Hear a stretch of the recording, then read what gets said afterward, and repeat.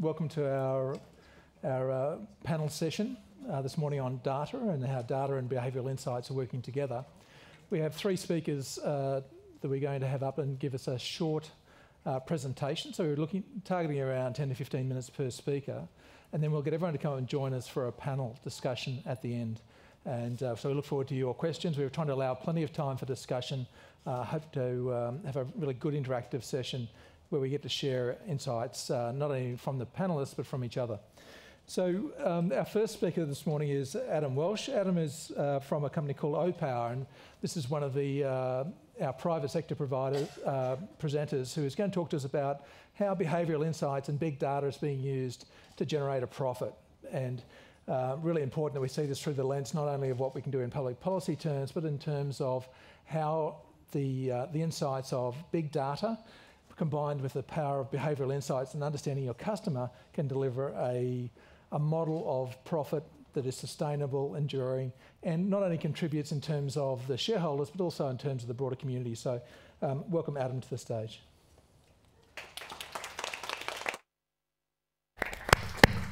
So thanks very much. I don't know how many of you did the Vox Pop video taping yesterday. I got cornered at one point. And they asked me an interesting question. They asked me to compare Australia versus America. And I completely misinterpreted the question, talked about how much I loved Australia. I'm married to an Australian, I have a 14-month-old daughter who's Australian. And the guy behind the camera kind of pulled back and looked at me like, what the hell are you on about? I mean, behavioral science. And I think it's actually worth answering the question or trying to get it right this time, because I saw in the room yesterday a lot of civil servants really down about how maybe Australia is lagging on behavioral science. I think that's absolutely not the case. Behavioral science is relatively new almost everywhere. We as a company, we started about 7 years ago, and we kind of pioneered using behavioral science in the energy sector. But really, this is not something that's been adopted very widely anywhere else. It's the UK, the US, and I think Australia leading the guard. You have a nudge unit in the Premier's office, which is pretty cool. Your tax office is sought for advice by other countries about how to use behavioral insights, which is really interesting. And as of Friday, your energy efficiency scheme here in New South Wales allows for random control trials. So I think actually you guys are in the vanguard. So I think you're giving too much credit to the other guys and not enough credit to yourselves. So just maybe for a second, don't be so modest and Aussie about things and actually take credit for it. So that's enough being nice to you. I'll talk about what I do now. I'm regulatory affairs, and I do across Asia Pacific. So I deal with a lot of governments, talking to them about how you can harness behavioral insights to really generate energy savings. And I have to say, in a lot of countries, this is still very, very new, especially around North Asian economies that are very heavily industrialized. They think if you can't automate it, it really isn't something that needs to be done. And so this is, I think actually in this room, I feel like I'm in a room full of fellow travelers. Particularly with Cyro, I know we've both given comments on the same policy areas where essentially you said what we wanted to say before we could say it. So there's a lot of common knowledge here. So essentially, what is Opower and what do we do? We take behavioral insights around normative comparisons, showing how you use energy compared to other people. And we use the ability to harness big data and cheap channels of communication to do energy efficiency at scale. So we can get to millions of households. But really, why is this important? I mean, traditionally, commercial and industrial energy efficiency has been where people have focused most of their energy, and the residential sector has been seen as really hard to access. And by that, I mean, how do you get to a residential house and save enough energy to make it cost effective? You can put an in-house device in, but really most of the studies show that within 6 months, about 70% of those are no longer in use. Or you can have a coffee table chat where you coach somebody on how to use energy more efficiently, but that's expensive as well, and also not as effective. And so you need to find a way to actually motivate people that does not require a lot of intervention. And that's what we've really built our entire company around. So this is the traditional vision of what people think the future of energy is all about. You have a smart meter in front of your house, you have solar panels on the roof, you have an electric vehicle in the garage, and all of this nets lower fossil fuel usage. But the fact is, smart meters are not that widespread. They're failing on cost-benefit studies quite frequently. And here in Australia, the experience of Victoria was so bruising for a lot of people that states are now going to a voluntary basis. So there won't be any more mandatory rollouts in the near future for smart meters. Electric vehicles are being adopted at great rates at Silicon Valley, to the point where people are plugging in when they come home from work and causing peak problems on the network. But the rest of the world, places like Northern Territory and elsewhere, where ranges are big, you're really not going to get electric vehicles on the roads at scale or at large amounts.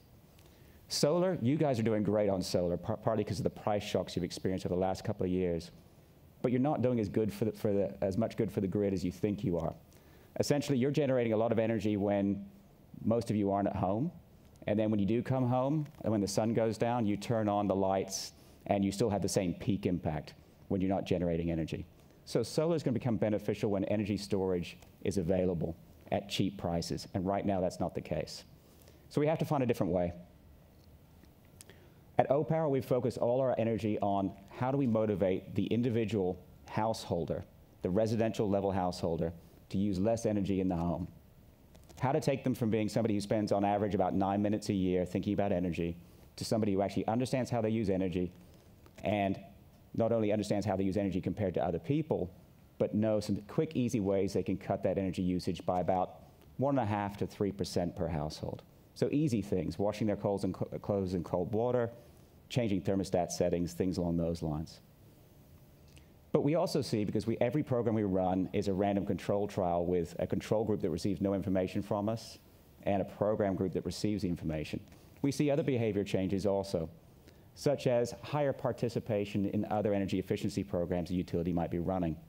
This might be an in-house audit scheme. It might be a refrigerator rebate scheme for a more energy efficient refrigerator. And we see uplift by about 60% of people who are receiving our information actually partaking in those other programs. We also see people opting into time of use tariffs. This is where you actually get an incentive to use energy outside of peak hours. So we see, again, about 60 to 70% higher increase in people opting into these tariff rates where they're available. And finally, we see higher rates of energy efficient appliance adoption and HEMS, home energy management systems. So we see a lot of uplift in terms of how people behave once they know how they use energy in the home. But what is the behavioral science behind this? Essentially, 10 years ago, a professor named Robert Cialdini, who wrote a very famous book on influence and how to influence behavior, did a study in Southern California during the energy crisis.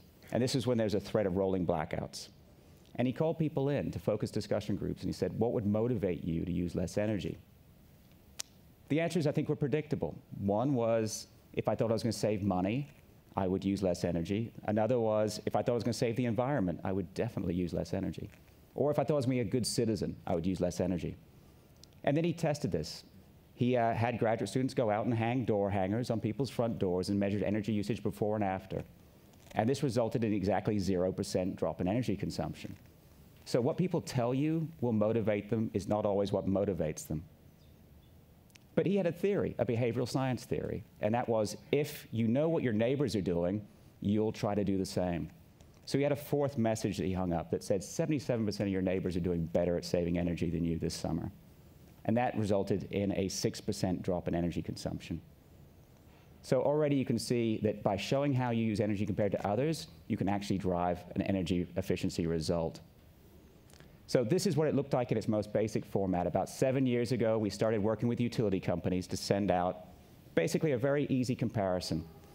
Your household compared to a very energy efficient household compared to an average household. And this is done in 100 household blocks in a near vicinity to you of similar square meterage, same heating cooling type. So you can actually know that the comparison is accurate. This is then combined with quick and easy tips. So on the back of the page were quick and easy ways you could save energy.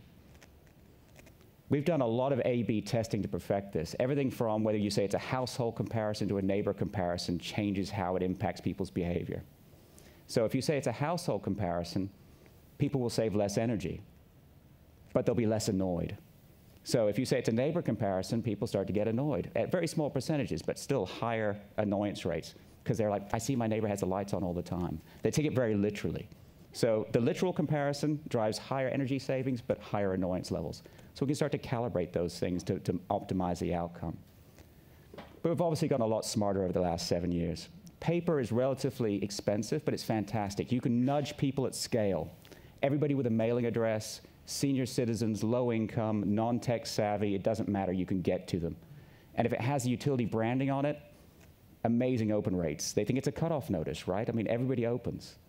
So you get really high open rates and you get to everybody. But we also know it's expensive, so we started to optimize. And so we have email and online portals where people go and see the information. And we can see if you interact with that, and we can turn the paper off. But if you stop interacting with us online, we can see that as well, and we give you another paper nudge. We turn paper back on. But more than that, we start to learn about you. And this is where big data sets becomes really big data. So you can talk about like large volumes of data.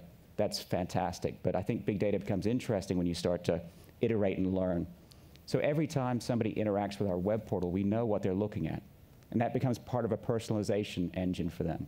So we know if they're looking at AC or air conditioning advice. We know if they're looking to switch to gas, heating. We can filter all that and start to tailor what they receive in terms of information far more accurately. And it makes the nudges much more impactful or much more segmented. So another important learning. This is what we call the spaghetti graph. It looks really messy. At the bottom, you see how many months the program has been running. Each line is a different program that we've run with a utility. As you can see, it's the comparison between the control group that receive no information and the program group that do receive our information. And the average difference is about 1.5 to 3%. Of course, some households save a lot more, some save a lot less or nothing, depending on the household. But the key fact is, you see, it takes about 6 months for people to ramp up. So it takes about 6 months for people to start to receive information. We deliver home energy reports on average about every 2 months. That seems to be the optimal cadence, more often, and people tune it out, more frequent, and you don't see quite as much impact either. As you can see, there's strong persistence. Because we continually nudge people with further information, we managed to keep the same amount of savings ongoing. We've only ever had 2 programs turn off, and those both were based on government funding that dried up.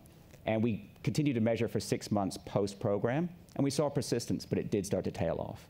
So we still see, about a 1% saving 6 months after, but it's starting on the decline. So people start to fall out of the habit of saving energy. So we obviously think about the 1.5 to 3% as being significant, but it's only significant when you get to real aggregate numbers. So we've saved about 4.2 terawatt hours to date. That's about the same as taking 580,000 Aussie households off the grid for a year. So a pretty significant number. I think you have about 8.1 million households total, so about 7% of Aussie households off the grid. So a pretty significant portion of your usage. This is aggregate savings, and obviously our rate of increase is going up as we get more people involved.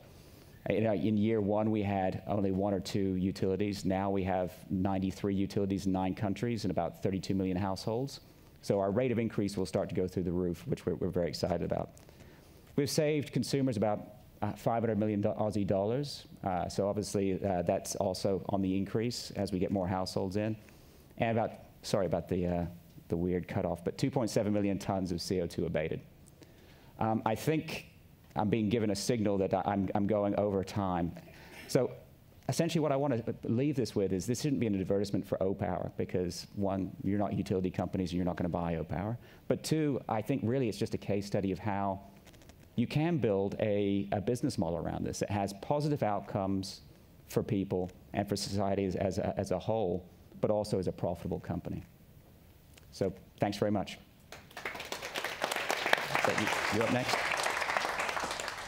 Thanks, Adam. And some really core themes coming in about behavioural insights, with salience obviously key to driving behaviour change, but then also the test, learn and adapt, which you've heard about in this morning's session, where you're using the data to learn what's working, change, continuing to adapt, have that continuous feedback loop, is so important to actually getting the highest level of impact, but then also sustaining it over time.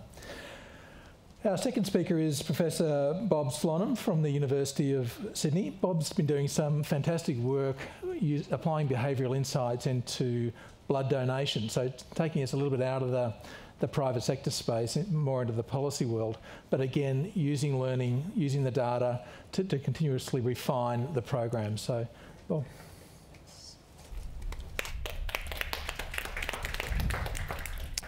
Great. So I was trying to think about what the first slide should show you. And since most of my research that I'm going to talk about today, all the research I'm going to talk about today is about blood donations. I have the blood bag. But the alternative I thought about was a kid eating an ice cream cone. And the idea of a kid eating an ice cream cone is what I think about with data and researchers. Academics love data, the way we actually answer our questions, the way we really test, the way we really understand the world is to look at data. And so I'm going to make a very quick plug, aside from my talk, which is there's probably for anyone in this room right now that has data and you want some questions answered, there's probably about a dozen academics would be at your door tomorrow and would love to work with you on any problems you have. Okay, enough of a sales pitch for academics. Okay, so I'm going to talk about blood donations today and use behavioral insights to approach the problem. And what I'd like to say is there's two really fundamentally different issues that we're going to try and approach. One of which is just simply that there is a massive shortage of blood donations and a quantity of blood that's available in the world. Outside of countries, the wealthier countries, Australia, some countries in Europe, a few other countries in North America, Japan, most countries collect way too low an adequate supply for the blood that's needed. Even in the developed economies, Australia, America, Europe, what we see is a very difficult time of getting the right amount of blood when it's needed. Blood only can be stored for 42 days, so you might get a lot of donations. In fact, you may get more donations than you need in the entire year, let's say in January. The problem is by March you're throwing that blood out because it's going to expire and you don't have blood at other times of the year. So we're thinking about these two problems of inadequate supply in general and then particularly the timing issues. What I like to think about is often we think of a problem and we have a tool that we would use to hit on every single problem. And what I like about behavioral insights is we actually have lots of tools and we can bring to bear on a particular problem. And what I want to show you today is there's a number of other studies we've done. We've taken other behavioral insights, but I want to take these. And a little bit yesterday, while I tend to agree with almost, and I'm a champion of a lot of things that are being said here, I want to say that sometimes maybe some of the simplest things that maybe I've been brainwashed as an economist too much from my original graduate training from Chicago people, but that sometimes we may poo-poo that it's just very standard, simple things. So I want to ask the question in the realm of blood donations, whether just basically offering some very small rewards, tokens of appreciation for people who donate, whether that's a possible tool. 40 years ago, we were told that that was not a possible tool, that would not work, would have all sorts of negative consequences on the safety of blood supply. It would actually discourage people. It turns out no one's tested that. And that was really sort of intriguing to us that this is an incredibly strongly held belief. We want to look at something else. In the space of philanthropy, we tend to look at things that motivate people to give. We wanted to ask, could we make it just easier? Could we make it cheaper for people to do voluntary work? And would that be something that would be an effective policy? Reciprocity has been talked about, so we're going to look at that. And then the one I'm really excited about, and I might skip ahead if I start getting cut off on time, is I want to talk about a national registry we're building in Australia. And the idea is to match people's preferences for their motivations for why they donate with a system that actually accommodates those preferences rather than having a system which exists in most countries around the world, one system fits all. So basically sort of better understanding why people give and using behavioral insights in that direction. So very quickly on incentives, there's really two schools of thoughts here. There's a very standard, you take an economics course and it says, look, if you increase the benefits for somebody doing something, if I say I'm going to give you $5 to do this, if I'm going to give you a t-shirt, if I'm going to give you a jacket, this should motivate you to do it more. Large amount of literature in psychology, and it actually originally started in the 60s and 70s in the context of blood donations, that says people do things often for intrinsic motivation. If you offer an incentive, that's going to crowd out the intrinsic motivation. Huge literature in psychology, in survey work, in laboratory experiments that have been testing this. Very controversial, depends on the context. You find all sorts of different results. We wrote a paper that was in Science, and what we pointed out was what we believe the evidence from like this 40 years of work is it all depends on the context. Okay, we wanted to take this back to the original context that started this debate.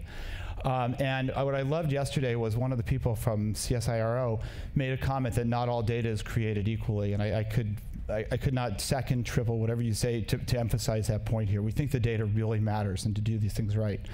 So we did a study, and we did this in America. We worked with the American Red Cross. In Australia, we worked with the Australian Red Cross. This is a study done in America. It's not possible in Australia to offer incentives by current regulations. And what we did was we basically went out and we offered gift cards. The American Red Cross has offered other incentives in the past. We looked at their data. We got this very strong result that suggested that incentives were, in fact, an incredibly powerful tool. We went out and did an RCT with the American Red Cross. We offered very simple rewards, $5, $10, and $15 gift cards. They're just good for local merchants around where the blood centers were, where they were collecting them. And we just asked ourselves, basically, randomization. Some people were told with a flyer, we're running a blood drive, would you like to? Some people received a flyer, and it also said you could get a reward, a $5 or $10 or $15 gift card. And what we see, you can see from these graphs, is it's really quite dramatic. In an absolute sense, there's a 5 percentage point increase. That's a 33% relative increase is what we were finding in donations. This is to another point that was brought up yesterday by I think it was Dr. Ping from Singapore who made this comment. He said, well, what's the broader effects? So in fact, one of the things we were really concerned about was if we offer these incentives, maybe what happens is they stop coming afterwards, or maybe they just, they were going to donate someplace else, they now decide to donate here. These are the effects after we've looked at a much more general equilibrium type of effect. We've looked at whether they stop donating later. We look at whether they switch locations, and these are the effects. The most exciting thing I want to, on this graph, I can't point to both sides of this to show you is, if you look at the awards, you see with 5, 10, and 15, the effects get stronger. But the control group, the group that we didn't tell, we were running a drive, and half the people we didn't tell about the rewards, we actually see this pretty significant with the 5, 10, 15 increase in rewards for donating. And the most fascinating thing, what we discovered with this study was we were offering incentives to some people, and they were going out and telling others. And this was motivating even more people to show up to donate. To the final point I'll say here, the most interesting thing is we of course, we looked very carefully at the safety of the blood donations. We saw zero effect. If anything, the direction was we were actually getting safer supply from when these incentives were offered. I think that's more of probably a statistical. We clearly did not see any increase in safety risks. From a very practical point of view, from the American Red Cross, as I said, is this a good policy to use or not? What we estimated was, roughly speaking, for every incentive we were offering, basically the cost was for $22, we were increasing a unit of blood. If we think that a unit of blood is worth $22 to society, this is effective. We might ask a different question, is maybe there's more effective ways, and maybe we don't like this direction, but this is, we have a result we can show to blood agencies, and they can pursue or not. I'm not going to talk about the rest of this here. I want to skip on to other stuff here, but we've replicated this study in Argentina. There's a new study that's done, a really sort of an enormous study through southern Germany, replicated, getting even stronger results. The work has been done in Italy now, it's been replicated, and we've also done a number of additional studies with the American Red Cross getting the exact same results. So it seems like this is a pretty robust finding. I want to move on to a second thing, which is this idea that in philanthropy, an alternative approach, and particularly in volunteering, is to reduce costs. And the main cost that we believe that would be common across almost any type of volunteering is the time you give, and if you can find ways to reduce the cost. And here what I'm going to do is I'm going to make a plug for not running an RCT.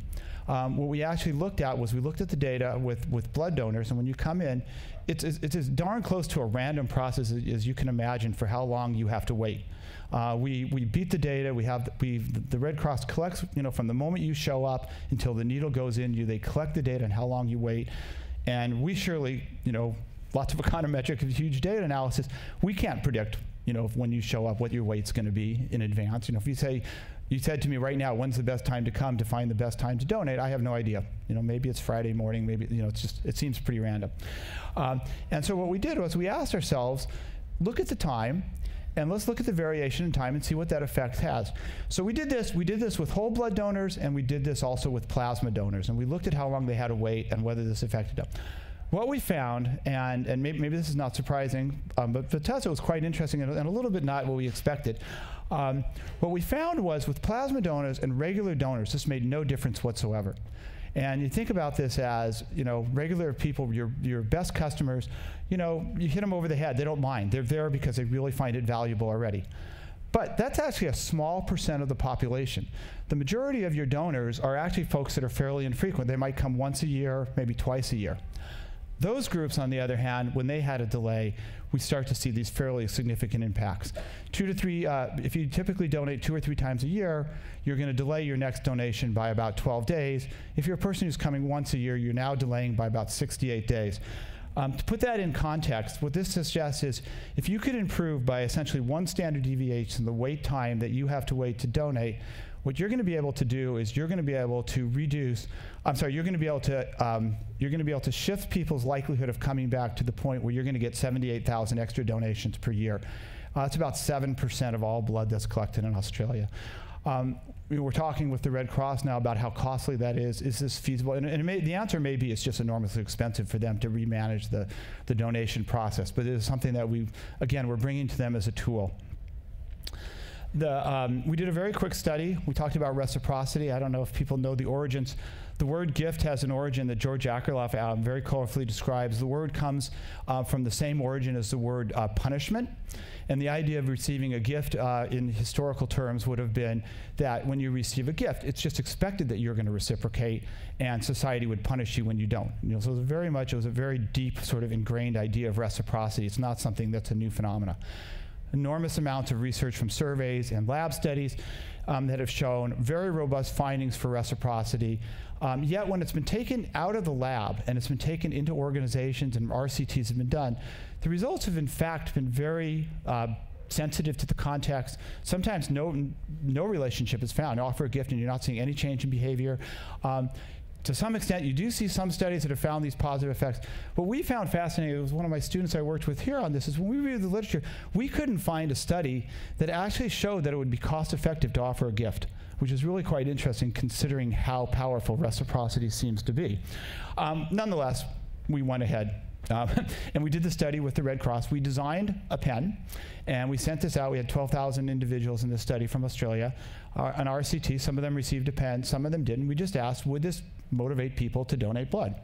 What I'm going to show you here is the results. If you look at the left panel, yes, your left panel first, this actually just replicated. Other people have done work before where if you send people a gift, would they be more likely to do something kind back to the organization? Typically would be like, would you do a survey for them? We found very similar results.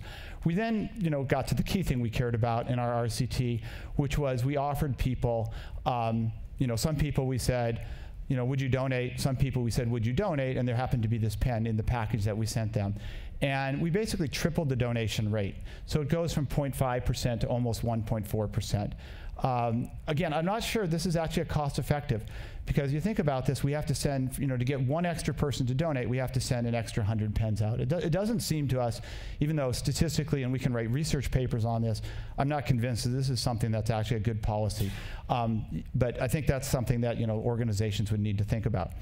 The study that I'm really excited about and that we've been working on for a number of years now is creating a national blood donor registry. And the idea is that people have different preferences for why they donate. There's a lot of literature right now, and so one of the things we study with our registry is people do not like to be repeatedly called and asked to make volunteer donations. There's a wonderful study in the US where if you tell people in advance that somebody's going to come and knock on their door next Wednesday between 8 and 8:30 in the evening, surprisingly no one is at home at 8 to 8:30 on Wednesday night, right? And I think there's lots of studies going in this direction now. And so one of the things we believe is that people don't like to be called. And the standard policy, America, Australia, Canada, and other places, you come in and donate, when you become eligible, you're going to start getting calls again.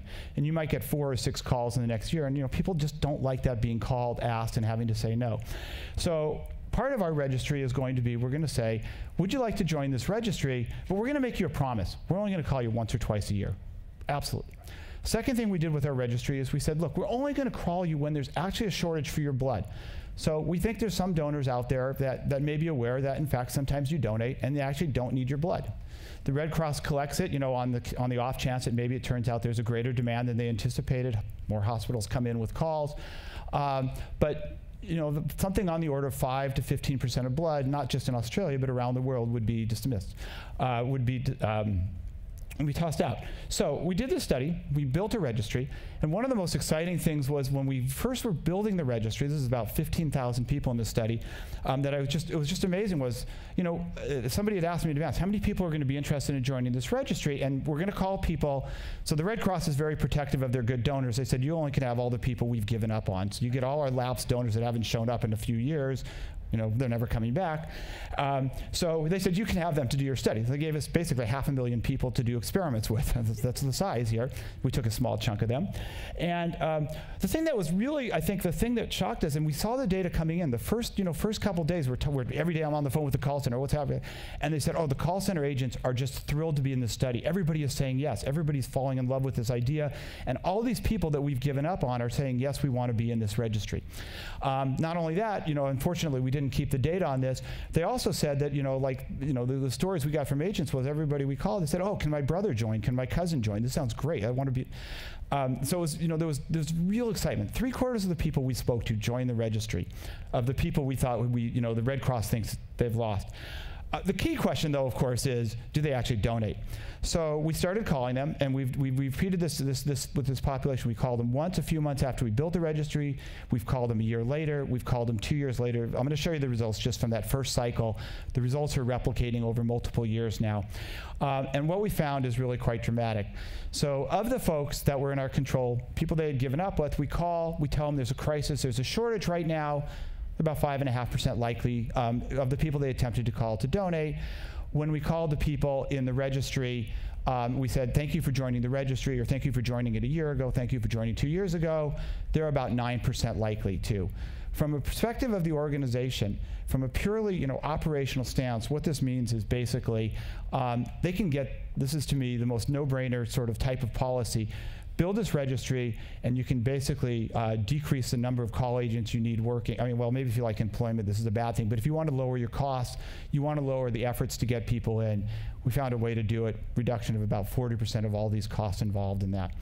So let me just finish by saying, and back to the themes here, we think there's a lot of ways in which you can approach a problem, an organization. And I think the best thing I learned, and I believe from my years working in behavioral sciences and behavioral insights, is there's actually lots of approaches. And I think we need to test those.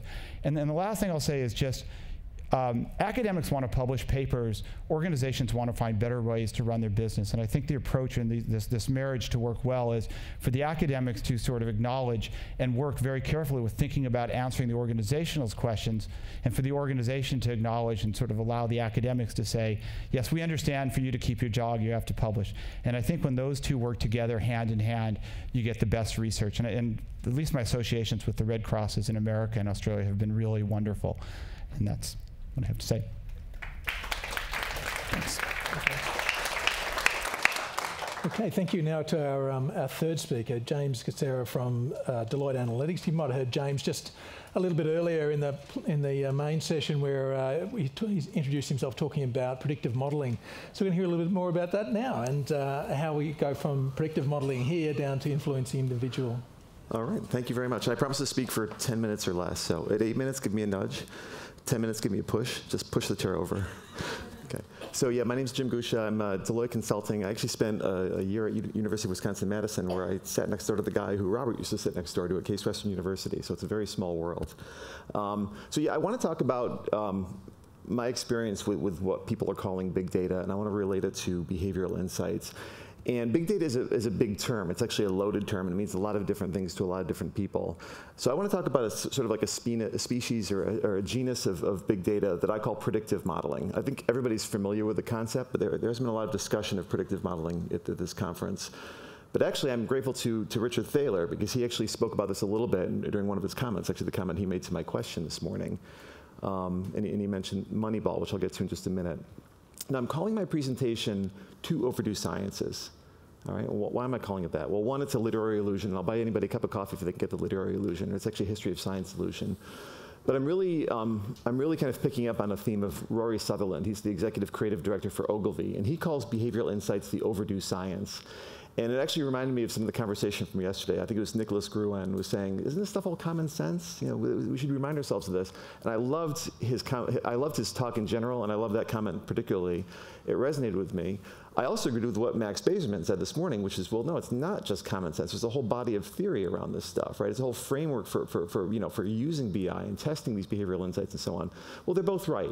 And one of my favorite quotes is from no less a figure than Albert Einstein, who said that all of science, the whole of science, is refinement of everyday thinking. And that's the point. Behavioral insights is rooted in everyday thinking. A lot of this stuff is common sense, but now we have behavioral science to motivate hypotheses, and we have creativity to motivate hypotheses, and we have a scientific method, data analysis, to test these hypotheses. So we're talking a lot about A/B testing. That's one kind of quote-unquote big data. The second overdue science is what I'm calling predictive modeling. All right, maybe this is a little bit less overdue, but Thaler was talking about the uneven adoption, right? There's a quote from the science fiction author William Gibson. Somebody quoted him yesterday. The future's already here. It's just unevenly distributed. So, this American journalist Michael Lewis wrote this book called Moneyball about over 10 years ago, actually. All right. And what Thaler was saying was that not only was that adopted and successful in one baseball team, it actually took over an entire profession, took over all of baseball in the United States. There's this other sport, football, which hasn't adopted it at all. So it's an overdue science in that domain. How many people in here have either read the book, seen the movie, or know the story of Moneyball? Just raise your hands. So it's unevenly distributed. Just really quickly, I mean, it's a classic example of data science. I'm just going to go through a couple of these classic examples of data science. You can also think of this as being the ultimate example of workforce analytics or predictive hiring. So what it was there's a baseball team, a very popular sport in the US, called the Oakland A's in Oakland, California, across the bay from San Francisco. So kind of the poor cousin to San Francisco. The Oakland A's didn't have a big budget. It was a poor baseball team. So they couldn't afford to pay their players a decent salary. So if they scouted, or they were about to scout a good baseball player, well, that baseball player would be scouted away from them by the New York Yankees or some other rich team that could pay them a higher salary. So if you believe markets are efficient, the Oakland A's are doomed to languish in the rankings. They're never going to win baseball games because they can't afford to buy good players, unless the markets are not efficient. What if it's the case that the price of the asset, i.e. the salary of the baseball player, doesn't reflect all the available information about that baseball player? That's almost the definition of an inefficient market. Well, guess what? The market wasn't efficient. Why was it inefficient? For the exact reason Thaler and Sunstein were discussing in their two keynote addresses. Baseball scouting, these are the HR people for baseball, the people who hire baseball players. That was a profession dominated by judgment, by gut feel, by instinctual thinking, by cognitive biases, by overconfidence bias, and so on. So if you can be the team that doesn't maybe do the perfect data analysis, but does a better data analysis, just brings a little bit of evidence to bear, you'll do better than the next guy. So that's the idea. It's not to do some grand project. It's not to start off with some huge database. It's just to leverage data in a way to unlock value, to enable people to make better decisions. So that's the kind of genus of big data that I tend to focus on in my own work, is building what I call mind tools, build these kind of cognitive prosthesis, eyeglasses for the mind, that enables people to kind of see better with their mind's eye and make better decisions, cut through the cognitive bias clutter, the quote, irrationality, that's the bad word, cut through the cognitive biases and make better decisions. So yeah, so you can use predictive models to hire better baseball players or better employees for your organization. In fact, some of the folks in my practice back in the US, we're looking at a request for a proposal from one of the US states that wants to build predictive models to hire human welfare workers. That's Moneyball for the public sector, for hiring better people. But it's an overdue science. This has been around for a long time, right? Actuaries have been doing predictive modeling for many decades. The profession of loan officer went out the window a long time ago when banks started using credit scoring to do a better job of underwriting loan applications and setting interest rates. Actuaries can predict who's going to crash their cars. These same methods have been used more recently. I've built models that using third-party lifestyle data to predict disease states. I've been able to predict using data that's traditionally used for direct mail marketing applications to predict who's more or less likely to have a lifestyle disease such as diabetes or hypertension or smoking. I mean, it's really amazingly powerful stuff. And so on and so on. I'll give a couple more examples as I go along. So that's the general thing. That's the general gist of what I'm talking about. Now, how does this relate to behavioral insights? All right. Well, let me talk a little bit about the process of building models. So what I'm displaying here is what I call a narrow frame for data science. Frankly, this is the way I thought of data science over 15 years, maybe almost 15 years ago when I built my first predictive model. It was for the Allstate Insurance Company in the US. I thought, well, we have data, and I do something scientific with it, and I build a model for some application. That's not false, but it's a very, very narrow frame. It's a very limited view. And more generally, I've been a little disheartened in the last 5 years because, quote unquote, big data has dominated the conversation. It's become the story about technology. It's been the story about data, assets. I really think it's more of a human story than people realize. I think this narrative about overcoming cognitive biases has been a little buried. So that's the narrow frame of data science. And in fact, there's a famous paper written by Leo Bryman, the inventor of decision trees, where the first line of the paper was, all statistics begins with data. And one of the commentators to that article, David Hand at the Imperial College London, he said in his response, no, all statistics doesn't begin with data. It begins with a problem, right? So really, in the real world, data science doesn't begin with data. If you encounter somebody saying, oh yeah, we want to do some data science, but we're first building this big data warehouse, you might want to worry they have the wrong perspective. What you really want to do is start off with a strategic problem. What is our pain point? Are we not hiring the right people? Do we not know? Do we not know which cases to send our caseworkers to if you're in the public sector? If you're in the private sector, do we not know which risks to write? I've also built predictive models for workers' compensation. That was mentioned yesterday as well. I mean, we can actually predict which businesses, which organizations are more likely to have a disproportionate number of workers' comp injuries on the job, something Cass Sunstein has written about as well. There's a lot of open data now that we can use to tackle that problem. So you want to first think of the strategic problem and then not like gather all the data in the world. You want to gather the data either internally that you might have or third-party data, and you want to kind of like figure out how to, again, this is where the design thinking comes in. You want to figure out how to design a data analysis project that enables you to kind of attack that strategic problem. I'm not going to talk a lot about that, but that idea of going from the strategy to creating the data set, that takes maybe 70 or 80% of the time. There's a lot of design thinking, there's a lot of programming, there's a lot of interaction with domain expertise, data scientists and programmers to get that done, all right? But it does start with a strategy. Now, if you ended there, if you started with a strategy, assemble this massive data set, build the world's perfect model with the best data scientists at Deloitte Consulting. Now, what's the ROI of that project going to be? It's going to be negative because you haven't done anything with it. So there's this thing I call the last model problem. Right? There's this famous quote by a University of Wisconsin-Madison professor, George Box, very famous statistician. He invented ARIMA modeling. He said, all models are wrong, but some are useful.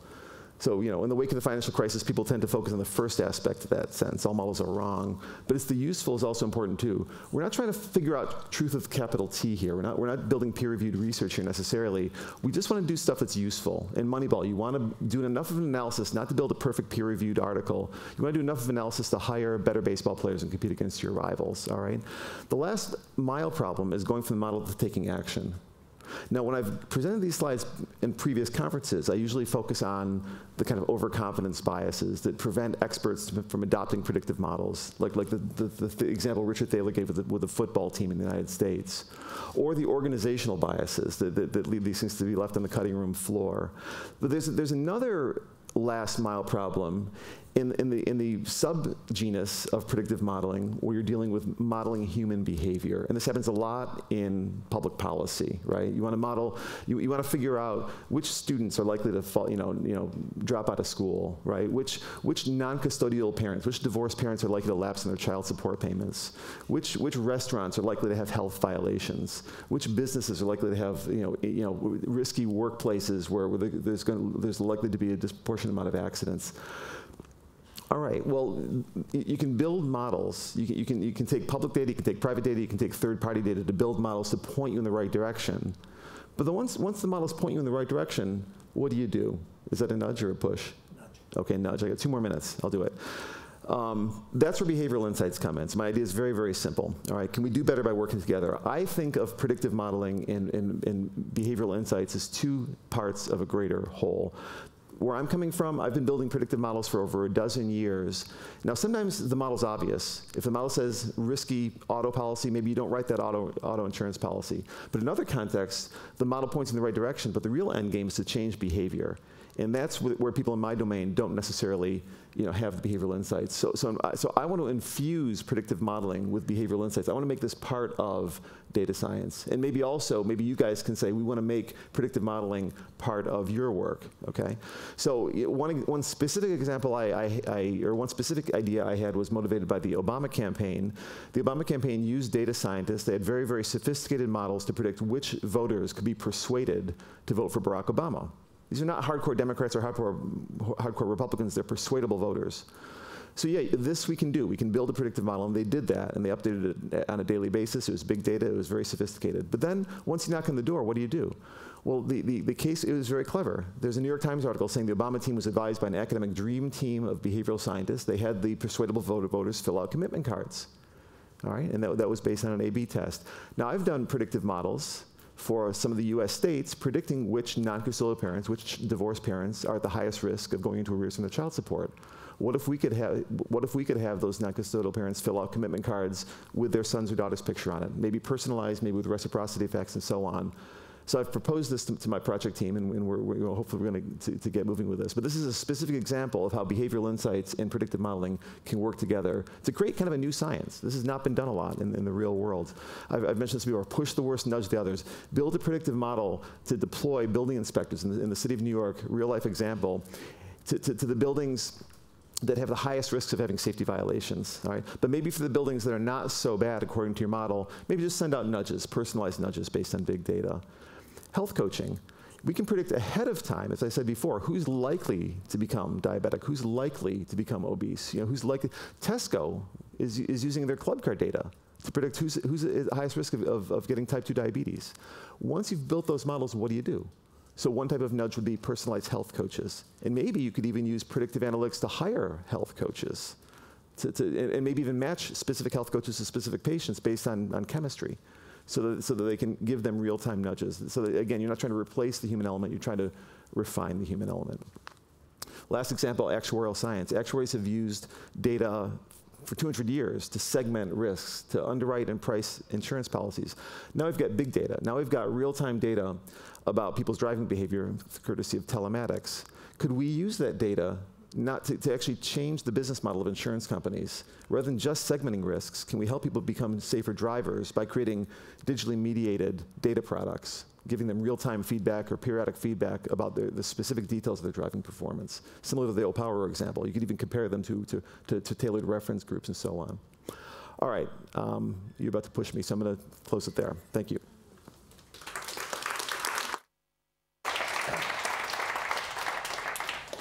Okay, thanks, James. So we now have a panel session, so I'd invite Adam and Bob to come up and join us up here. We've got just under half an hour available for us to take questions, engage in discussion, and explore some of the work that's been done. So if you'd like to put your hand up, I think there's a mic, is there? Yep, there's a mic, a couple of mics around. When you get the mic, if you can just introduce yourself and then say who you want to address your question to. So I think we've got a question down in front to start. Hi, Karen Sterner from CSIRO Behavioural Economics. I seem to always have the microphone. Some of you might have heard me say in the ballroom yesterday that while being fully committed to the test, learn, adapt kind of approach, I simultaneously have this worry that we're kind of, by sort of being very wholeheartedly committed to that, we're sort of weeding out sort of random hypothesis generation. We're focusing on iterative, sort of narrowing in, telescoping in on the most effective framing, content and delivery. And just, social science doesn't have good mechanisms to begin with for random hypothesis generation like natural science has when the beaker tips over in the lab and something new is born.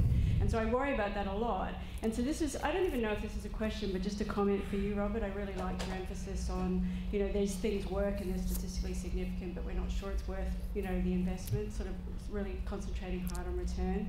And I think sometimes just the bolt of lightning out of the blue that's not this iterative test, learn, adapt thing can sometimes be. Just there's some weird idea someone has. It sometimes has the greatest return. And so I wanted to just have everyone just continually sort of thinking about novel ways to sort of throw other, weird stuff back in. I'm not sure if so what I was thinking about when you were, see there's no question here. What I was thinking about when you were talking is a really weird but really effective organ donation campaign in Brazil called Immortal Fans. Have you seen that? So I just wanted to recommend it. It's just a YouTube recommendation basically. And the motive of what sort of the theme of what I'm saying is sometimes just, the intrinsic motivation works, sometimes extrinsic motivation works, sometimes just some really freaking weird motivation works. And this was, I don't know enough about soccer to know what the team is, but it's some like fanatical thing in Brazil. It's a team that everyone's just like dedicated their lives to, and they care about it more than they care about their wives and children.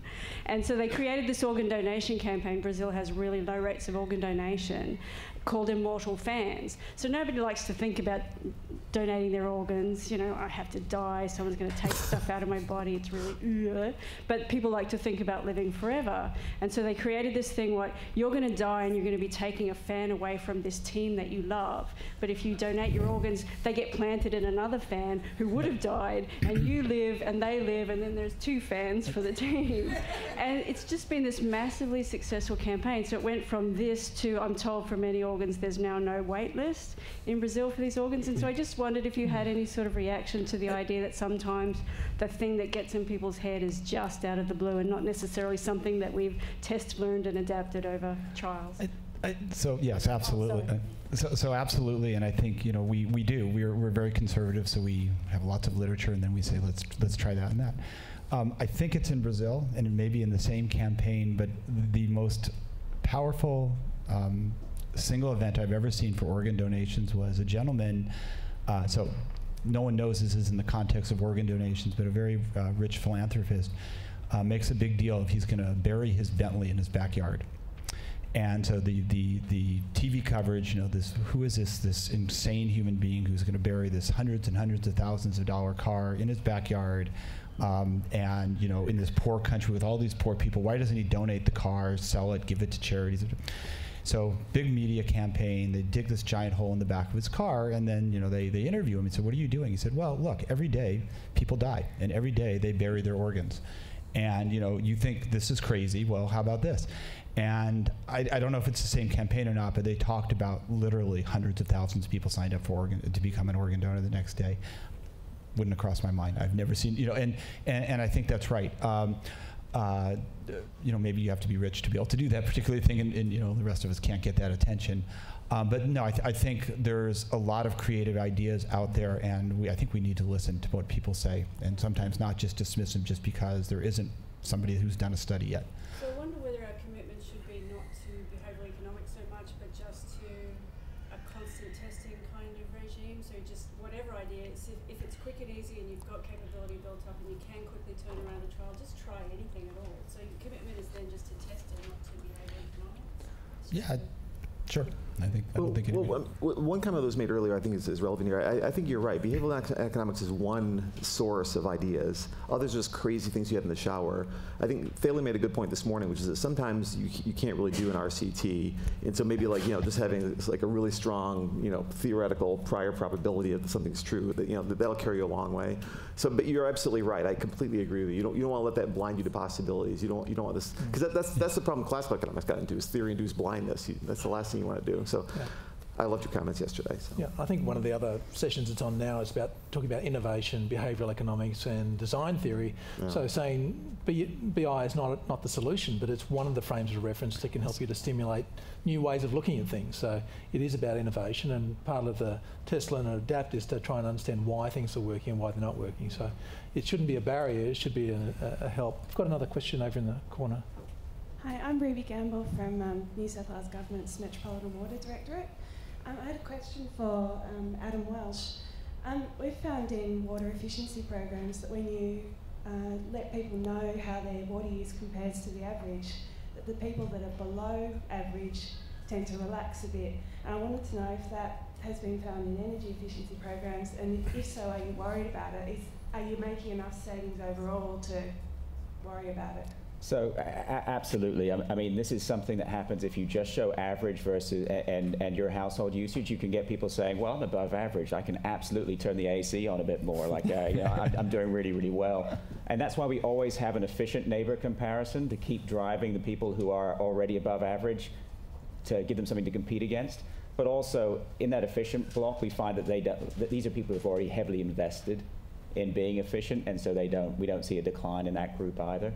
In fact, we see across almost every usage level within the same zone of energy efficiency. So within that 1.5 to 3%, even in relatively efficient households, we see a slightly lower percentage because they've already done a lot, but it's still above 1% energy savings even in that group. But there are other things you can do as simple as smiley faces as well. I mean, it sounds ridiculous, it sounds kind of childish, but it works. I mean, we've done A/B testing on it, and we put smiley faces on there if you're doing well, and people love it, and they keep saving. Yeah. So. Susan, do you have a question? Thank you. Susan McCaddy from the from the Office of Finance and Services in New South Wales. I was just going to talk a little bit more about design thinking in response to our colleague from CSIRO, because I think that the processes there actually answer your question.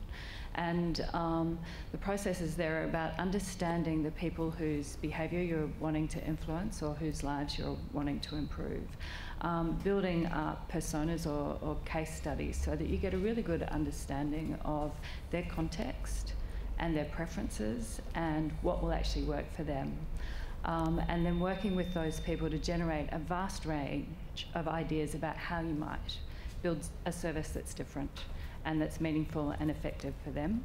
And then honing that down and then doing the test, learn, adapt. And that's where the data comes in, that's where the behavioural insights come in. Yeah. So it's part of a big toolbox. It just occurred to me, there's also a very direct analogy even in predictive modeling and data science to your question too. So, I didn't dwell on it, but in that process of going from the strategic problem to building up the data set that you're going to analyze, that's not just a mechanical process. There's actually what statisticians call this as feature engineering. You actually have to create in order to analyze. So a lot of this is taking inert data elements, like this address and that address, calculating the distance between the two. You have to have that insight that maybe the distance between where you work and you live is related to a workers' comp claim. That's got to come from somewhere, and usually that comes from shoe leather statistics. Talking to people, just having creative ideas, taking ideas from one project and porting it into another. So I think it's, the reason I like your comment so much is it's very broad and it applies to just about all sciences. But, and design thinking is very. And I would add to that one more thing, which is related to big data, which is I think it would be a bad takeaway if we think that what we're doing is we're finding a solution that works for everybody. Right.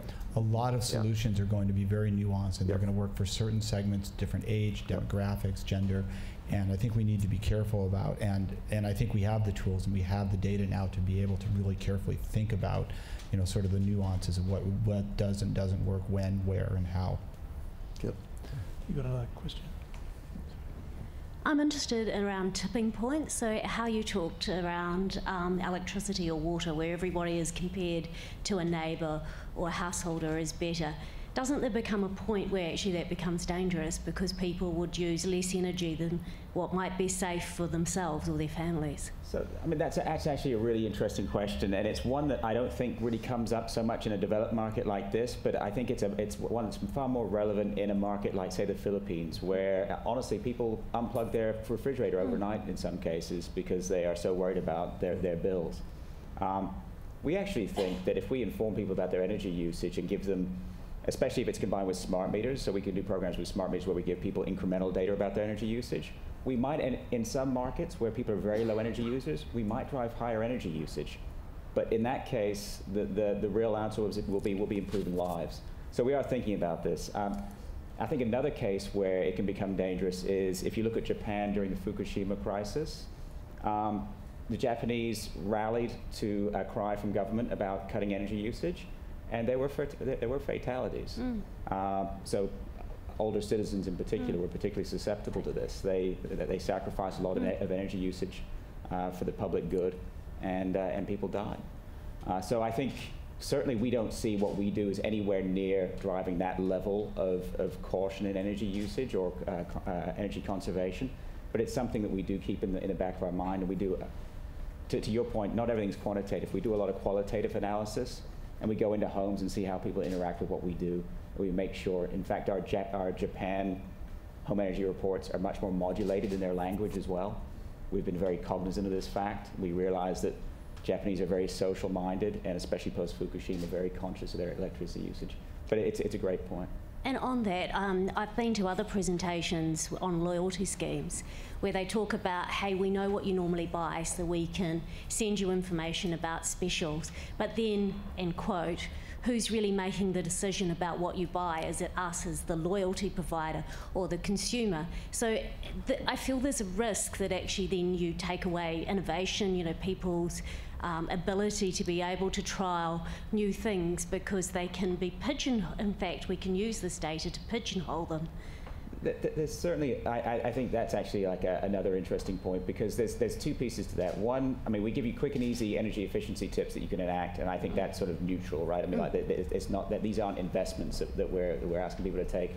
But there are periods where if there's an in-house audit or a solar scheme that the utility wants to implement, that will get cross-marketed through some of this. And certainly, I think we're seeing big uplift in those areas, and so maybe they're going with the utility solar scheme versus another. But I think, again, we're not taking the choice away from people where there's a slight nudge to do this, but if they wanted to find another provider, if they wanted to find another service, they could do it. But yeah, it's certainly a significant thing to think about. Okay, question over here. Ben Newell, School of Psychology, University of New South Wales. I just had a question about energy usage in non-residential, so where the user isn't necessarily paying the bill. Have you got any insights on how to improve consumption? Just it's really hard, right? I mean, like if you're, so we're really interested in the small, medium business sector. You get higher energy savings, and so it's great, but it's really hard to get to the decision maker. So when we send a home energy report, it gets to the householder. Maybe they've got 3 kids, they share it with the kids, they put it on the fridge. It's pretty straightforward to get directly to that champion. If we send something to a Kentucky Fried Chicken franchise, it might go, because it's got the utility label on it, it might go directly to an accountant. So you miss the champion, you don't get to the direct individual. Even if I get to you and you're the owner of that franchise, it's still tough for me because you've got employees who control a lot. And so then you're reduced to things like stickers that coach employees to do the right thing.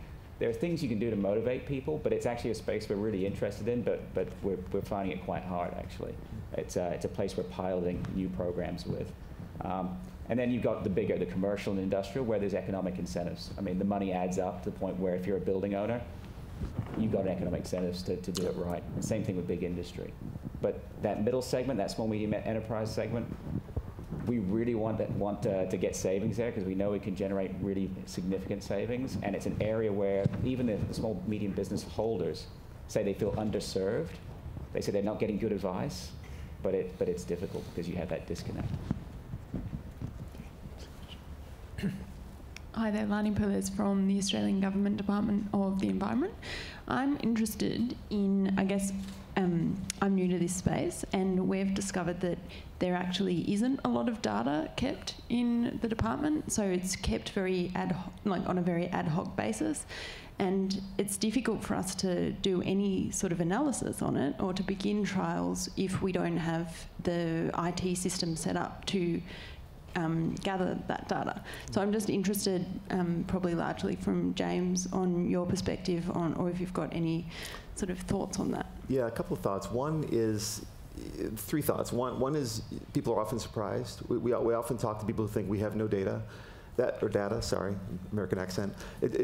Often that means that you haven't talked to the right people in your organization. I see this all the time. You know, the IT people, they're the kind of guardians of this domain, and they think that, you know, the rest of the company works for them. There's that sort of thing.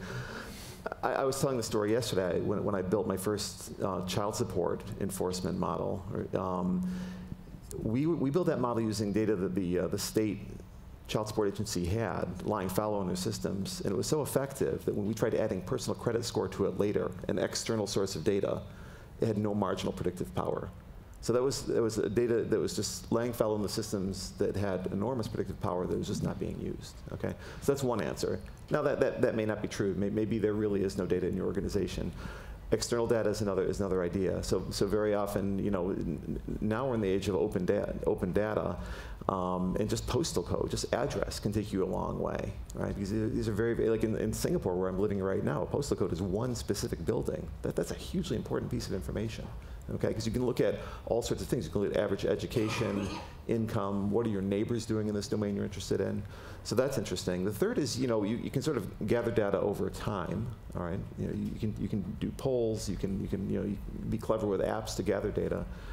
And the fourth, I said 3, but here's a bonus, is that sometimes the data can come from up here. It can come from domain knowledge in people's heads. Sometimes, and you know, this is research going back to the 50s in psychology. There's a guy named Paul Neal, who's one of Daniel Kahneman's, you know, this guy, one of Daniel Kahneman's inspirations when Kahneman was a young guy. And he founded this domain called actuarial versus clinical prediction. And the idea is that you can even just create simple scorecard models. You know, these are regression models built on no data, just combining information in kind of a strategic way. Even that is better than an expert making a gut feel judgment. So those are 4 answers. It's always possible to do something. Just to follow up on that, the data we used for how long people waited to donate blood, turned out they were collecting it through a variety of systems. So they had, for medical reasons, the time the needle went in. They wanted to check in, you know, when people checked in, because they were doing the interviews with people. They were kept entirely separately, and in fact, they were discarding the information every month. So when we, in 2008, started talking to them, you know, we found this out. We said, you know, how much does it cost for you to just basically not erase data at the end of every month? And, you know, it was nothing. And, you know, now they've got 6 years of data on this. And it was trivial. But you know, no one had thought that this data was of any value for anything other than keeping track of things for technical internal audit reasons. Yeah, they call it digital exhaust. And very often, again, it gets to the creativity. You can use data that was gathered for like an accounting purpose or for another predictive purpose in completely surprising ways. There's a huge amount of room for innovation. Good, another question.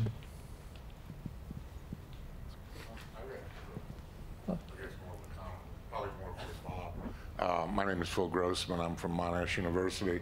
The RCT has been talked about as the gold standard. Excuse me. And I have no problems with that. But the issue's been raised that a lot of times you can't do it. They're expensive. And if you do it and something's wrong, you've wasted a lot of time and money. No one's talked about lab work, lab experiments. And a lot of the early behavioral insights were from lab experiments, and it seems like they're being dismissed at this conference. So I'd like just some comments on that. And I know Bob has done lab experiments. So, you know, all of my research, and I think Phil would know this, all my research is informed by lab experiments, and I've done many lab experiments. One of the things I think, there's just, lab experiments are beautiful because you run an experiment, Phil sees what I've done, and he runs next week his experiment to show what I did wrong. Or, you know, like I came to a conclusion, he said, oh, there's some nuance in what you did, and that's really explaining it, not the thing that you're telling us we explained. Lab experiments are great. Ideas die, you know, very quickly. If they're bad, people go out and run them. It's easy to replicate. And field experiments are very difficult. They are very time consuming. And so I you know, completely agree with this. You know, in the end, the question that I always ask myself is, how do we calibrate, you know, sort of an effect from a lab study or a survey to what the implications are? And as an example, I'm going to go back to this wait study again. There was lots of literature that said people did not like waiting. Big surprise, right? You know, you ask people, you know, you waited in line at a grocery store, there's a long line that day, and you waited for 20 minutes, and people say, oh, I hated it, right? But no one had actually looked at what the consequences were for the organization. Did people come back? Now, maybe we don't care so much in the grocery store. If they're mismanaging, they'll go to another grocery store. But in the context of something I think of, you know, we do care about as a society, you know, volunteerism, the collection of, you know, rare blood. You know, yes, people didn't like waiting, but the question is, did that translate to anything meaningful? And what we found was actually quite interesting. We found that it turns out with plasma donors, they don't care. They don't like waiting. We did survey work with these same people. They hate waiting, but that had no effect whatsoever on their behavior. On the other hand, we found with the whole blood donors, and particularly the infrequent ones, they hated waiting, and it had a consequence on their return behavior. And so I think there's some things you can do in the lab, and I think the lab is brilliant for them, and most of my research has been lab experiments. But I think there's some things that you ultimately have to go into the field to really understand whether for the population you're looking at and for the consequences. And I would really caution sometimes, like when we did our work, when we started doing the work on incentives, we were incredibly cautious, and we looked at the data from the lab work and from surveys before we did this, because there was a lot of evidence to suggest this might backfire. It turned out when we started looking at the evidence in great detail, we became very, very much unconvinced that this evidence actually was saying what people were claiming it was saying, and it was sort of cute studies with really small populations, really unique populations, and it wasn't actually on what we thought it was mattered, which was blood donors. And we had lots of reasons to believe when we went actually into the field to do this that we had a lot of confidence that we would see these results. We didn't start from saying, let's just do a field experiment. We did a lot of work before we got to this stage. If I could amplify that a little bit, I think your comments apply doubly to extrapolating to other cultures and other, just kind of echo one of the points made this morning. There's this increasingly people are talking about the fact that the subjects in lab experiments are weird. Yeah. They're Western, educated, industrial-rich democracies. And I was talking to a gentleman last night who does work in Papua New Guinea and aid work. And so you got to be careful about extrapolating from the population of the lab experiment to the population you're interested in. The other thing you mentioned about the gold standard RCT, the reality is in most real live field work, you can't get a gold standard RCT. But that shouldn't stop you from doing the experiment. Right. And accept the limitations of what you're doing. And I think the comment earlier about as long as it's something useful, it comes right home. And I just want to add, it's not just an RCT, it's the population you look at. You could do an RCT on the wrong population, and it just tells you nothing about the group you care about. I mean, why we did our study in Argentina and people are doing it in other countries, they say, look, there's different norms, different cultures, and they're going to respond differently. Let's see if this is really robust to these. And I think that's really important. I think we have time for 2 more questions. We have another one over this side. Oh, sorry? Yep, Todd Briley from Family and Community Services. I think just a question for James on your welfare study. Yeah. Just how far along is that research and what data are you using to, I guess, shape your work? Oh, that was for the hiring welfare workers? Hiring welfare workers, yes. To be honest with you, it's not a study yet. We don't even know if we're going to be, we haven't even written a proposal to get the work yet. But we've done similar projects in the private sector, actually. So and again, getting back to the question about what if you have no data. So we did a project for a large, it was an insurance company, actually. And they wanted to do Moneyball for hiring insurance agents. It's a very, very large organization. We've also done this in emerging economies, too. But if you've got a graying workforce, or you just need to hire a lot of people en masse, and you don't have a lot of data, what we did have was some kind of rudimentary human resources stuff, like past measures of performance, year-end ratings and so on, name and address and stuff like that. We actually just gathered a lot of third-party data in that case. Again, marketing data that's kind of commonly available to do target marketing. And again, we were able to use lifestyle data for a purpose that it was not necessarily gathered for, which is to predict, are you going to be a good insurance agent? And because there's a lot of personality kind of issues. It's like, is having gone to college a good thing or a bad thing for being an insurance agent? Well, it turns out maybe it's not necessarily a good thing. Maybe being involved in community activities is more important for being an insurance agent. And like I always think of like the health coach example too. I mean, you can imagine using health coaches to nudge better lifestyle, healthier lifestyles. And those people don't even have to be registered nurses. If you ever read Atul Gawande's article, The Hotspotters, about building predictive models to identify the people at the highest risk of lifestyle diseases, great, you can do that, but then what do? And Gawande said, well, you can get health coaches to nudge them to better behavior. Well, I was thinking, these people, they could work in a donut shop. They could work in a, they don't have to be college educated at all. It's really just kind of like figuring out who are the right personalities for this kind of stuff. So we've done enough research that, I'm morally certain that if we got this work, we could just use the same methods to make it work. We haven't done it specifically for hiring human welfare workers, but we've done similar things in other organizations. To me, the secret is gathering data that's a proxy for behavior. It's gathering external data that's a proxy for behavioral traits. I'm going to be giving a talk tomorrow where I'm going to be talking about that a lot, behavioral data. I don't know if that answers your question or not.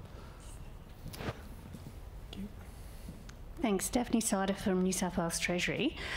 If you're regularly having to nudge people to get a desired effect, is there any way you can actually do something that's more long-term?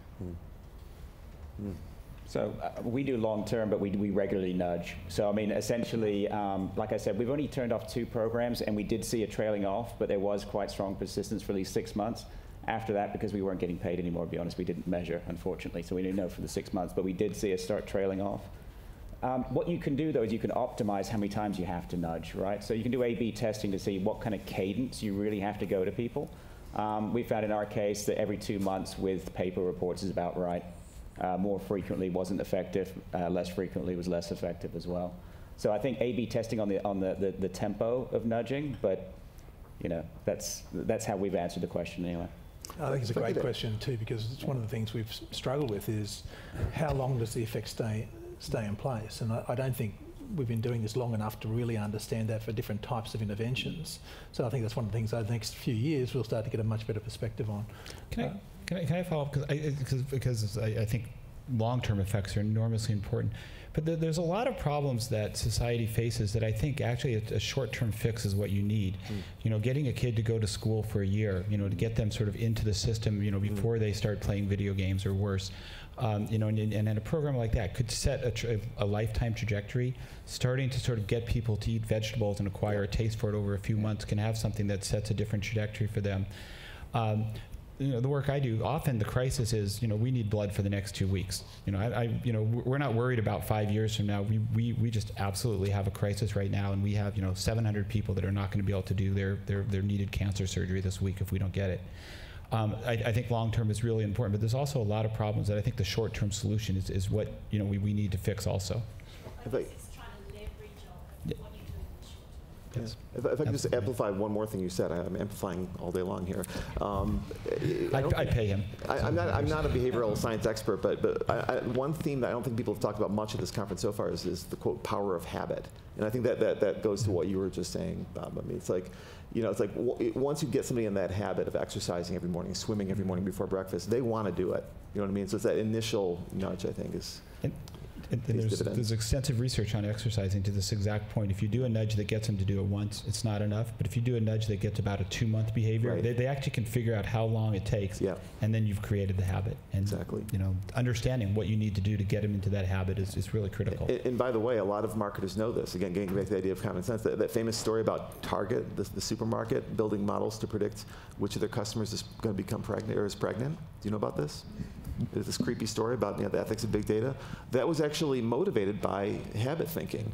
They wanted to target people who are going through this major life event, because if you're moving, if you're changing jobs, if you're about to have a kid, if you just got married, that's when you're going to change from buying your groceries at Safeway to buying your baby formula at Target. So we want to figure out, can we predict, or can we identify, can we infer who's going through these major life events? So that was what motivated them to build a predictive model, creepily enough, using their store club card data to predict which their customers is pregnant. So that's a story pregnant with implications. Okay. Thank you. We might wrap up here. I mean, I think what's been really interesting in this discussion is the different ways we've used large data sets and applied them in a behavioural insights way, whether that's in terms of defining the problem, as James has spoken about, and then applying the behavioural from there, using the data to understand and then communicate back to people about their own behaviour, or to understand the existing behaviour and then see how we can tailor from there. So the data is critical for us in this process, and it comes back to don't let the data stop you from doing things, but use it to help you understand the problem and how to tailor. So thank you everyone for your time. I think it's time to move on to your next session. Thank you, panel.